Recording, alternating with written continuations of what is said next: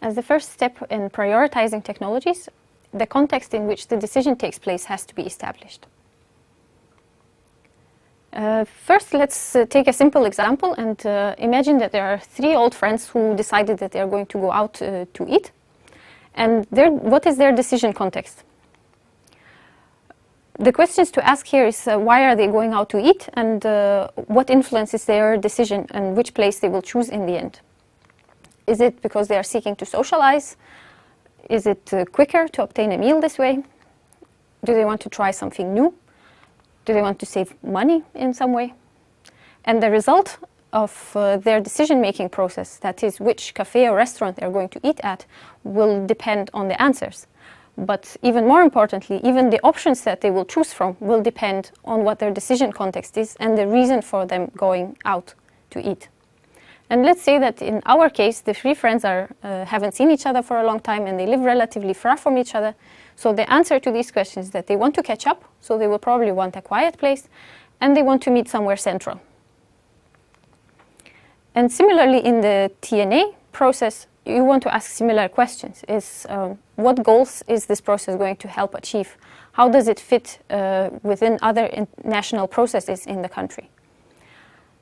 Who is going to be in charge of this process? It will be national consultant, and a national consultant will be supported by other members of the national TNA team, for example, the coordinator and the committee.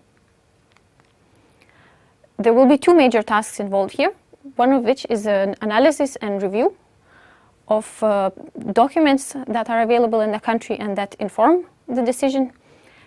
And another part is to identify who the important stakeholders are. So for the first part, for the review, what is relevant for this?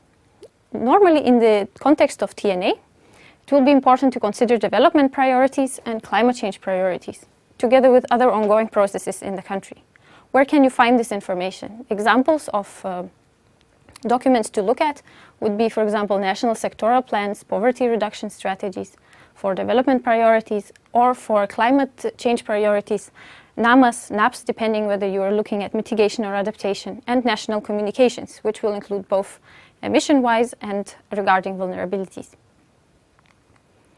The second part, regarding stakeholders, the important question to ask here is who will be affected by the decision on technologies, also who will make the decision regarding implementation, and who has the knowledge about the technologies.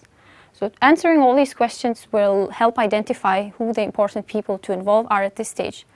And most important stakeholders, key stakeholders, can form sectoral working groups. So the outputs of this step will be two. One is a good understanding of stakeholders, and sectoral work groups will be formed.